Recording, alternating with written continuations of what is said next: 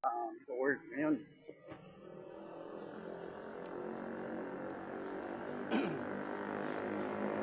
Work.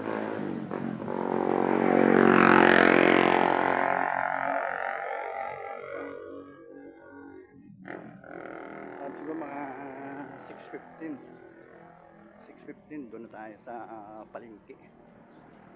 Palengke ng Bacolod City. Dito po sa Bacolod City. Dapat mag-senior exercise kid. O, kasi natin alam hindi natin alam kailan tayo kunin ni Lord. Basta pag-gising, pag-wake up mo, pasalamat talaga tayo. Buhay tayo. Priority natin si Lord.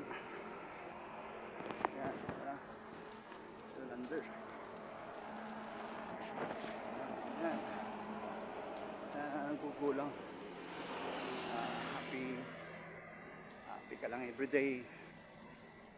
Pag-gising mo, basa ka ng Psalm 91, 103. The best.